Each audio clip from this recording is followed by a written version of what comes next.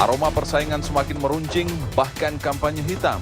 Bawaslu DKI Jakarta tengah menyelidiki dugaan pelanggaran kampanye berbau sara. Jokowi Muslim, tapi orang tuanya Kristen.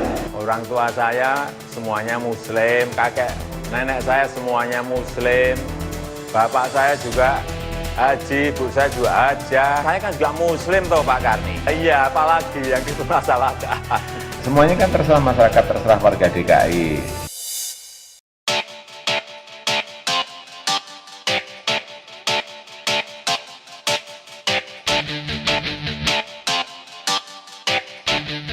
Kenapa harus pilih Jokowi?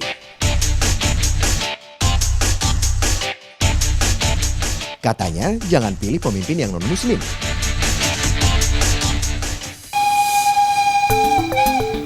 Ada yang bilang Solo semakin miskin pada masa Jokowi.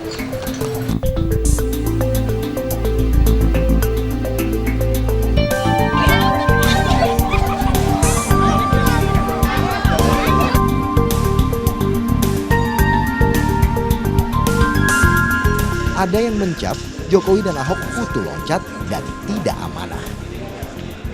Tapi kita semua mesti tahu, itu semua salah besar. Jokowi Muslim yang taat. Ia bergelar haji. Ia cuma tidak suka mengumbar ibadah di depan umum. Ia juga lapang hati memaafkan orang yang menuduhnya. Sebagaimana ajaran Islam untuk tidak memusuhi orang lain. Tapi sudah saya maafkan dari dulu, karena ibunda saya juga sudah maafkan kok. Tapi tetap menyesalkan isu SARA sampai muncul. Iyalah, stoplah, janganlah. Kita inilah adu program, adu visi. Saya kira yang bagus itu. Jokowi menjalankan ibadah dengan taat dan rutin beramal sedekah. Tapi ia tidak mau semua diketahui publik. Silakan. Sudah 12 tahun yang lalu saya haji. Tapi masa harus saya sampaikan kemana-mana? Riak nanti jadinya. Iya benar. Lalu Ahok, dia kan non-muslim. Betul, Basuki atau Ahok memang seorang pemeluk Kristen yang taat. Ia seorang Tionghoa. Tapi faktanya, ketika dia masih Bupati Belitung Timur, ia banyak membuat program membantu umat muslim. Ahok membuat program menaik hajikan ustadz dan ulama yang belum haji. Tercatat lebih dari 100 orang diberangkatkan haji. Ia juga ikut safari Ramadan ketika bulan puasa hingga tuntas. Meski hanya menunggu saja di parkiran hingga selesai.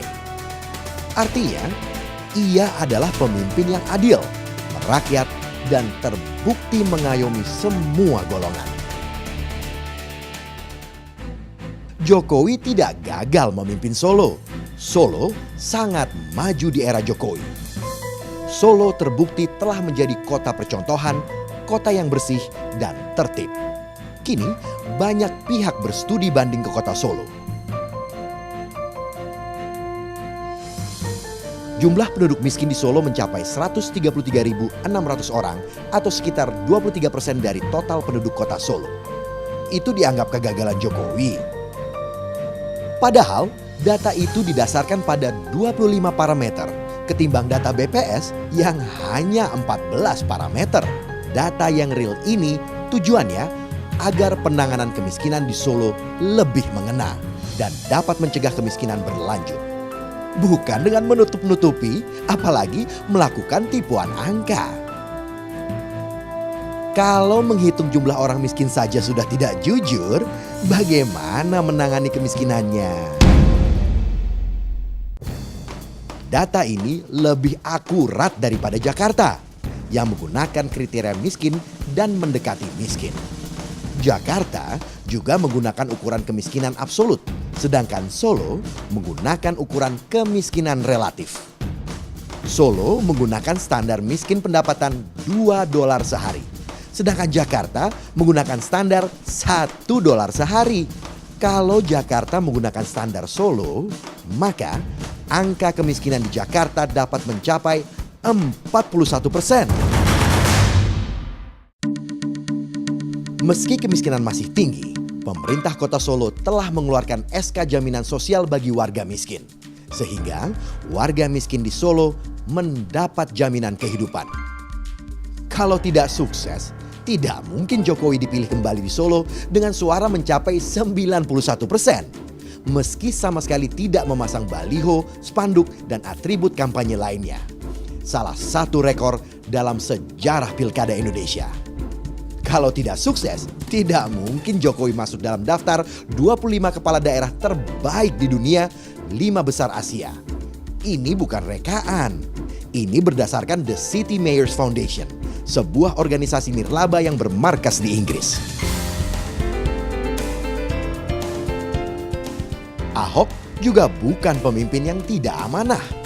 Ia tidak meninggalkan Belitung Timur.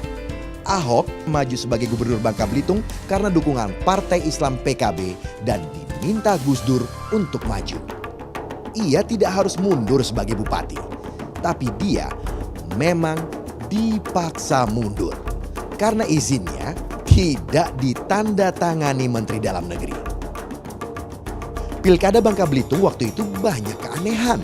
Suara Ahok yang tinggi di survei dan unggul di quick count menjadi kalah karena pemilu kada ricuh. Pengadilan kasus ini kemudian mengambang. Jokowi dan Ahok pun tidak pernah mendaftar ke partai manapun. Iya, tidak pernah mendaftar ke partai apapun sebagai calon gubernur dan calon wakil gubernur. Mereka berdua diminta partai untuk maju sebagai perwujudan keinginan masyarakat.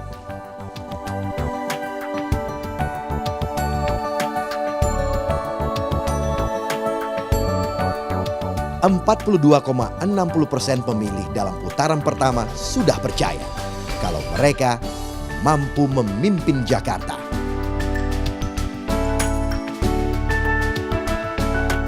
Sekarang kita butuh lebih banyak suara lagi.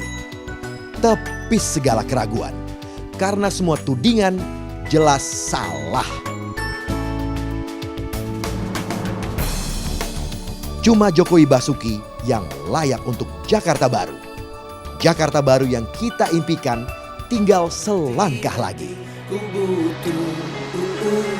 Ku butuh Mas Jokowi, macet Jakarta teratasi.